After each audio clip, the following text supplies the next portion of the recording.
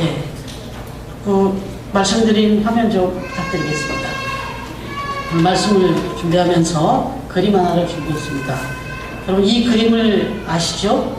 모르시는 분도 계실 텐데 또 아시는 분도 아실 겁니다. 유명한 이 성화인데 홀맨 헌트라고 하는 분이 그린 성화입니다. 이 그림의 제목은 The Light of the World, 이 세상의 빛이다 하는 제목의 그림입니다. 이 그림을 보시면 예수님께서 새벽 미명에 등불을 들고 어느 집 앞에 와서 노크하는 장면이에요. 그런데 저 문은 손잡이가 없어요. 저 문은 작가의 해설대로 하면 문 손잡이는 안에만 있는 거예요. 그리고 지금 그 문 앞에는 보시면 풀이 이렇게 막 무성하게 자라 있습니다. 무슨 뜻일까요? 문을 밖으로 열어줘 본 적이 없잖아요. 그리고 지금 왼손에 들고 있는 등불 바로 위에는 손목에 못자국이 있습니다. 십자가에 못 박히실 때 그 흔적이 그대로 있습니다. 설명하자면 건 이겁니다. 세상의 빛으로 오신 주님께서 예수 그리스도의 그 십자가의 그 사랑을 가지고 죄를 사하시고 사랑하는 마음으로 구원하시기 위하여 그 사랑을 가지고 사랑하는 사람 앞에 찾아왔는데 아무리 노크를 해도 문을 열어주지 않는 상태. 그리고 이 문은 밖에서 열 수도 없고 안에서만 열어줘야 됩니다. 이런 의미입니다.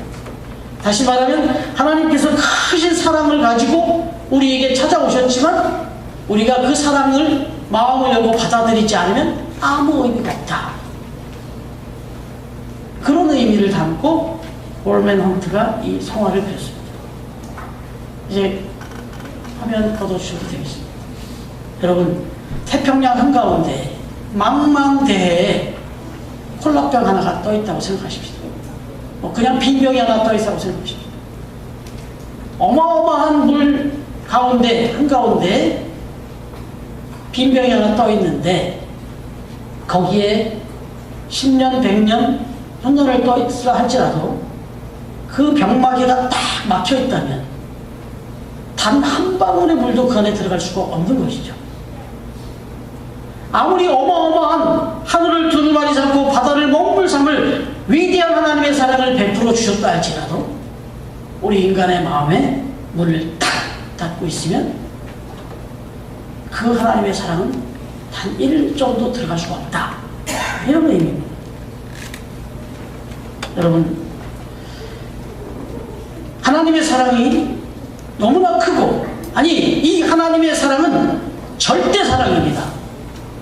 이 하나님의 사랑은 받아도 좋고 안 받아도 되는 그런 사랑이 아니라는 거예요. 하나님께서 우리 인간에게 베풀어 주신 사랑은 생명을 걸고 주신 사랑이고 생명을 살리기 위해서 주신 사랑입니다. 이 사랑은 내가 받아도 좋고 안 받아도 되는 그런 사랑이 아니란 말이에요. 절대적인 사랑이에요. 이 사랑은 꼭 받아야 되는 겁니다. 그래서 이 사랑을 안 받으면 죽음이에요. 거부하면 죽음이에요. 여러분 우리가 살아가는 이 세상에 절대적인 요소들이 있다면 뭐가 있을까요? 햇빛이 그런 것이겠죠. 공기가 그런 것이겠죠. 물이 그런 것이겠죠.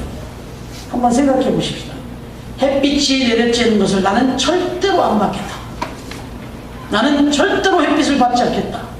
그래서 햇빛이 단 한 가닥의 빛도 들어오지 않은 흑암에서만 산다면 그 사람이 어떻게 될까요? 그건 죽음입니다. 만약에 나는 절대로 물을 안 먹겠다. 그리고는 절대로 어떤 음식의 수분도 절대 취하지 않고 나는 요만큼의 한 1리터의 물도 안 받겠다 하고 물을 거부한다면 어떻게 될까요? 그건 죽음입니다. 이 시간 이 더러운 공기 난 죽었다 하더라도 난 이 공기 마시면 안 되겠어. 난 절대로 공기 비치는 안 먹겠어 하고 호흡을 딱 멈추고 공기를 거듭 거부하면 어떻게 될까요? 죽음입니다. 하나님의 사랑은 이런 거라는 거예요. 적어도 인류를 향한 하나님의 사랑은 절대 사랑이었다. 아니 지금도 그 사랑을 유효하고 있는데 이 사랑을 마음의 문을 닫아놓고 귀를 닫고 안 받아들이고 안 듣고 안 받으면 죽으면, 여러분 여기에 양면성이 있는 거예요. 오늘 말씀의 제목은 사랑과 심판입니다. 하나님이 보여주신 이 사랑은 그 사랑을 받으면 어마어마한 어메이징 그레이스가 되는데, 놀라운 사랑이 되는데, 동시에 이 사랑을 거부하면 심판이다. 오늘 아주 중요하고도 또 경고가 되는 그런 말씀을 주고 계십니다. 오늘 하나님의 위대한 사랑을 선포한 이 유명한 복음의 말씀, 지난주에 묵상한 그 그레이티스트로 열거됐던 요한복음 3장 16절 말씀, 바로 그 말씀이 끝나고 난 다음에 주시는 말씀입니다. 오늘 17절 말씀을 같이 한번 읽어볼까요? 17절 말씀 시작. 하나님이 그 아들을 세상에 보내신 것은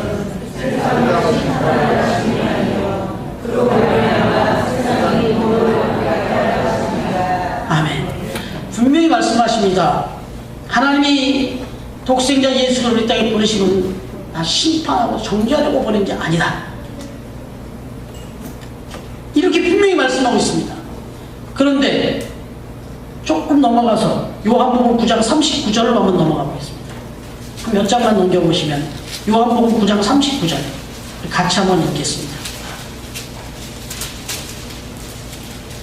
요한복음 9장 39절 찾으셨습니까? 같이 읽겠습니다. 여기 스크린에 있습니다. 시작.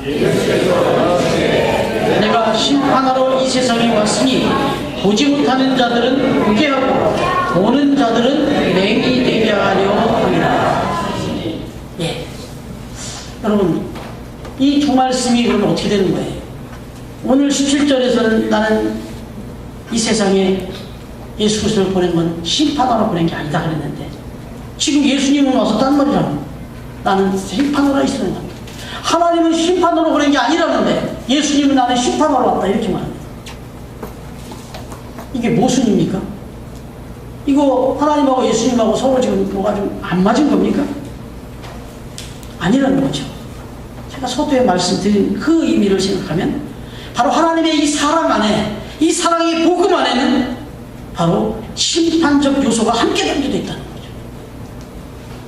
즉 복음을 받아들일 때는 지난날의 모든 죄를 다 사함받게 되는 은혜에 들어갈 수 있게 되지만, 이걸 거절할 때는 오늘까지 지은 모든 죄를 다 심판받아야 하는 중대한 문제가 남게 된다. 바로 이런 의미의 말씀인 겁니다. 그렇다면 한번 더 구체적으로 들어가서 이 심판의 기준은 뭘까요? 그렇습니다. 심판의 기준은 더 말할 것도 없이 죄입니다. 여러분, 성경에서 말하는 죄는요, 우리가 생각하는 그 윤리적인 죄 이상입니다. 분명히 십계명을 통해서 들려주신 죄악의 문제들이 있습니다.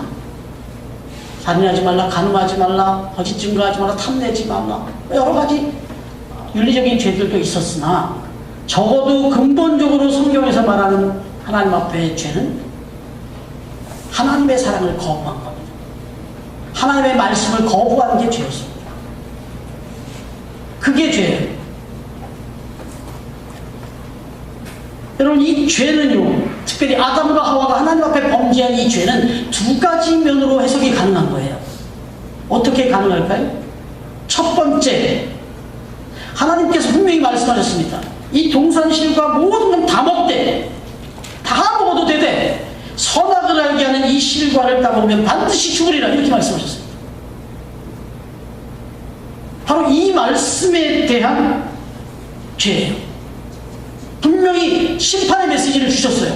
이 선악과를 따먹으면 죽으리라, 심판의 메시지를 주셨습니다. 이걸 지키지 않은 죄예요. 그런데 여러분, 이거보다 더 큰 죄가 있습니다. 분명히 하나님은 사랑이 먼저십니다. 바꿔 말하면 이 에덴 동산의 모든 실과를 다 먹되, 여러분, 에덴 동산의 그 수많은 실과와 선악과 하나를 비교하면, 단순 비교를 해도 뭐가 더 큽니까? 분명히 하나님의 사랑이 더 컸습니다. 모든 걸 다 먹어라. 이 모든 건 다 너희를 위해 준비한 것이다. 그러나 다만 이거 하나는 먹으면 안 된다. 모든 것을 다 주시고 사랑을 베풀어 주시고 마지막 하나 딱 하나 심판의 메시지를 주셨는데 아담과 하와는 심판의 메시지도 어겼고 또 사랑의 메시지도 어기고 사랑과 심판 둘 다 결국 범한 거예요. 여러분 심리학적으로 보면 그렇답니다. 내가 너에게 벌을 줄 것이다 라고 하는 말을 믿지 않는 것도 문제죠. 예를 들어서 학교에서 교칙이 있잖아요. 그래서 선생님이 학생들에게 이런 잘못을 하면 반드시 이런 체벌이 이런 징계가 주어질 것이다 하는 것도 우습게 여기는 것도 문제지만 교회 학교에서 이렇게 저렇게 막 상벌을 준비하고 장학금을 준비하고 모든 선생님이 가진 그 학생들을 위한 사랑의 메시지를 주면서 내가 이렇게 말해주면 내가 이렇게 해주겠다 그런 사랑의 메시지를 주는데 그것도 안 믿고 콧방귀 끼는 것은 더 문제다. 체벌과 심판의 메시지를 믿지 않는 것도 문제지만 사랑을 안 믿는 것은 더 문제다 이렇게 말합니다. 오늘 18절 말씀 한번 보시겠습니까? 오늘 말씀의 18절 같이 읽겠습니다. 시작. 그를 믿는 자는 심판을 받지 아니하는 것이요 믿지 아니하는 자는 하나님의 독생자의 이름을 믿지 아니하므로 벌써 심판을 받을 것입니다. 여러분 이게 무서운 말씀이죠. 하나님의 독생자의 이름을 믿지 않는다는 게 뭐예요? 하나님의 사랑을 거부한다는 거잖아요. 그때 이미 거기에 심판이 임했다. 이미 그 심판을 받은 거라. 절대 사랑, 절대 조건 말씀드렸잖아요. 공기를 거부하는 순간은 죽음이잖아요. 하나님의 사랑을 거부하는 순간 이미 심판은 임합니다. 정말 잘 드셔야 되는데 하나님의 사랑이 믿어지지 않는다면 이것이 이미 심판을 받은 증거다. 참 세상에 많은 사람들에게 나가서 하나님의 사랑을 증거하고 복음을 증거하고 안 받아들입니다. 이미 심판이 거기 있는 거예요. 참 안타까운 거예요. 여러분 1994년이니까 벌써 23년 전이 됐네요. 정말 잊을 수 없는 지금도 인터넷에 치면 영상이 그대로 떠있는 1994년 10월 21일 오전 7시 38분경으로 알려져 있는데 지금 한강에 있는 다리 중에 가장 튼튼한 다리입니다. 그 다리가 그때 무너졌었습니다. 성수대교죠. 한번 지나가다 보시면 저렇게까지 다리를 철빔을 저렇게까지 해놨어야 될까 싶을 정도로 이건 거의 그물망으로 철망을 쳐놨어요. 이 철비. 그 성수대교가 무너졌잖아요. 32명이 사망을 하고 17명이 부상을 당했습니다. 엄청난 피해가 났죠. 이게 1979년에 개통이 됐으니까 15년밖에 안 된 다리라고 하네요. 그 당시에. 유럽이나 이런 데 가보면 아시잖아요. 100년 넘는 다리도 있고 얼마든지 그런 튼튼한 다리를 많이 보는데 이 다리는 나중에 알고 보니까 부실 시공이었다고 드러났습니다. 여러분 1995년 6월 29일에는 삼풍백화점이 무너졌어요. 502명이 사망하고 6명이 실종되고 937명이 부상을 당했습니다. 이 세월호 사건 이전에 아무튼 단군 이래 제일 큰 사고였습니다. 우리나라. 재산 피해만 해도 3천여억 원이 피해를 받습니다. 여러분 이 삼풍백화점 결국 나중에 분기에 대한 조사를 다 했지 않습니까? 여기는 설계 단계에서부터 시작된 무리한 증축, 구조 변경 이미 오래전부터 붕괴를 예고하고 있었다. 이렇게 얘기합니다. 설계도상 32인치여야 하는 건물 기둥이 실제 23인치밖에 안 됐고 4층 건물로 설계됐는데 건물주가 증축을 요구해서 5층으로 이렇게 강행되었답니다. 그런데 이게 그냥 됩니까? 서초구청장, 당시 서초구청장 쪽에 뇌물이 들어가서 그래서 불법 이 허가를 받아가지고 그렇게 돼서 당시 사고 후에 서초구청장까지 해서 20여 명에게 징역과 금고형이 선포된 바가 있습니다. 여러분 한번 묻고 싶습니다. 성수대교가 무너지기 시작한 건 언제부터일까요? 삼풍백화점이 무너져 내리기 시작한 건 언제부터일까요? 무너져 내리던 그 전날까지는 멀쩡했던 것일까요? 여러분 그 3,100가정 그 성수대교는 준엄한 그 기준과 그 법률을 어기며 건축되어지는 그 순간부터 무너지기 시작했다라고 봐야 되는 게 맞지 않겠습니까? 분명한 그 규범과 법률이 있고 원칙이 있고 왜 설계를 하고 왜 감사를 합니까? 안전을 위해서 한 건데 그걸 무시하는 순간부터 이미 건 짓는 순간부터 무너지는 것을 예고한 거 아니겠습니까? 여러분, 하나님은 분명히 사랑의 하나님이십니다. 그리고 분명히 심판을 하려고 오신 것이 아니라고 말씀하시고 구원을 하려고 오신 것이라고 말씀하고 있는데 도대체 왜 사람들은 심판을 받아야 되는 것입니까? 그것은 하나님의 사랑을 거부했기 때문에, 믿지 않았기 때문에, 아니 사랑의 하나님의 말씀을 의심하고 받아들이지 않았기 때문이라는 거죠.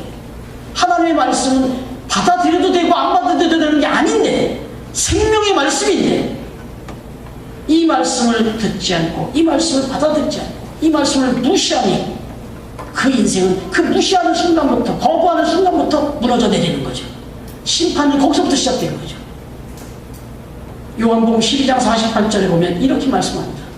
나를 저버리고 내 말을 받지 아니하는 자를 심판할 리가 있으니 곧 내가 한 그 말이 마지막 날에 그를 심판하리라 했습니다.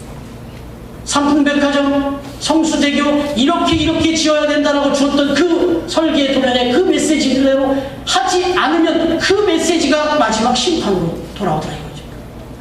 하나님이 주신 그 사랑, 하나님이 우리에게 말씀하신 그 음성, 이걸 받아들이지 않고 거부하는 순간 그때부터 우리 삶은 심판으로 그냥 이어지는 거다. 얼마나 무거운 경고의 말씀. 제가 금요기도 때 말씀을 드렸는데 1945년 8월 미국이 이 전쟁 도발 일본을 항복을 받기 위해서 히로시마 상공에다 비행기 편대를 띄우고 엄청난 양의 찌라시, 삐라, 전단지를 뿌렸습니다. 거기에는 몇 월 며칠 몇 시에 8월 6일 아침 0시까지 적어도 50리 밖으로 다 피하라.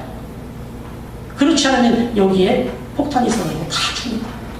피하라. 이미 이 결정은 일본이 항복을 하지 않으니까 선전포고를 한 거예요. 여러 날 전부터 수도 없이 뿌려댔습니다. 그런데 무시했습니다. 참 많은 사람들이 무시했습니다. 설마 결국 그날 원폭은 투하됐고 무려 30여만 명의 생명과 재산이 일순간에 사라져버렸습니다. 이때 이 경고를 믿고 대피한 사람도 있었습니다. 그들은 그렇게 살았습니다. 아주 부정적인 예를 제가 드렸습니다만 여러분 오늘 본문에서 17절과 18절 말씀 이건 히로시마의 저 경고보다도 더 무서운 경고 심판의 말씀이에요. 사실은 어마어마한 사랑의 말씀은 동시에 정말 우리가 가볍게 들어서는 안 되는 말씀인 거죠. 하나님께서 크신 사랑으로 우리에게 구원의 길을 마련해 주셨는데 그것을 믿지 않고 거부하면 심판의 자리를 면할 수 없다는 것. 구원의 길이신 예수님을 믿는 자는 누구든지 구원을 얻게 되는 것과 마찬가지로 구원의 크신 사랑을 거절하고 외면하는 사람은 역시 누구든지 규모는 상상할 수 없을 만큼 정말 많은 자들이 심판을 받게 될 것이다. 그렇습니다. 오늘은 무거운 말씀을 드리지만 정말 우리가 잊지 않아야 되기에 오늘 말씀 우리를 향한 크신 사랑의 메시지인 동시에 세상을 향한 인류를 향한 준엄한 심판의 메시지인 거죠. 그렇습니다. 저와 여러분이 이런 메시지 앞에서 예수 그리스도를 믿고 구원받고 이 자리에 있다는 것이 얼마나 큰 복입니까? 그러므로 우리는 하나님께 감사를 드려야 되겠고 우리의 믿음을 더욱 굳게 지켜나가야 하겠고 아울러 또 지금 이 심판이 이미 코앞에서 진행되고 있는지도 모르고 살아가는 이 안타까운 영혼들을 불쌍히 여길 수 있어야 되지 않겠습니까? 그래서 기회가 있을 때마다 부지런히 저들의 심판의 자리에서 이 생명의 자리, 구원의 자리로 인도하는 일에 우리가 열심히 해야 되는 거죠. 단순히 뭐 전도해서 여기 자리 채우려고 하는 것이 아니에요. 착각하시면 안 됩니다. 우리가 이 넓은 자리에 여기 자리가 많는데 이 자리가 많이 비어서 안타깝다 그 차원이 아니에요. 그런 마음으로 전도하시면 안 됩니다. 여러분, 오늘 말씀에서 하나 생각해야 될 것이 있습니다. 내 자신의 믿음을 이 말씀 앞에서 조심스럽게 돌아볼 필요가 있다. 나는 정말 이 크신 하나님의 사랑 안에서 이 사랑을 받은 자답게, 구원의 자녀답게 살아가고 있느냐 하는 질문인 거예요. 19절 말씀 같이 읽어볼까요? 19절 시작. 그 정죄는 이것이니 곧 빛이 세상에 왔으되 사람들이 자기 행위가 악함으로 빛보다 어두움을 더 사랑하는 것입니다.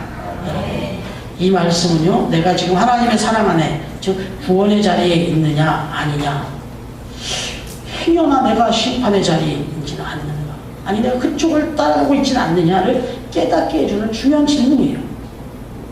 여러분, 이런 말씀을 그냥 이렇게 드리면 이게 실감이 안 나요. 조금 더 구체적으로 말씀 좀 드려볼게요. 나는 어둠보다 빛을 더 사랑하고 있느냐 아니냐. 구체적으로 말씀드리면 이런 거예요. 나는 평일보다 주일을 더 사모하고 있느냐. 어떻습니까? 나는 저 세상의 노래들보다, 세상의 재미와 세상의 만남보다 찬양이 더 좋고 성도들과의 만남과 교제가 더 좋냐 이거예요. 육신의 쉼과 회복을 위한 여가 휴가 이런 것보다 신앙 수련회라든지 이런 영적인 쉼과 회복을 더 사모하고 있느냐, 질문해 보십니다. 빛보다 어둠을 더 사랑하고 있느냐, 어둠보다 빛을 더 사랑하고 있느냐, 순간순간 질문하셔요. 여러분, 시편 84편 10절에 이런 말씀이 나옵니다. 주의 궁정에서의 한 날이 다른 곳에서의 첫날보다 나은즉 악인의 장막에 사는 것보다 내 하나님의 성전 문지기로 있는 것이 좋사오니. 이게 시편 기자의 고백인데 오늘 저와 여러분의 고백이 되어지기를 축원합니다. 하나님의 사랑은 동시에 심판입니다. 바라기는 새로남교의 모든 성도님들은 이 하나님의 사랑을 믿음으로 받아들인 구원받은 백성들답게 교회를 사랑하고 주님을 사랑하고 성도를 사랑하고 이 영적인 일을 더욱 사모하면서 빛 가운데 살아가는 복된 주님의 자녀들이 다 되어질 수 있기를 우리의 구원자가 되시는 주님의 이름으로 축원합니다. 기도드리겠습니다.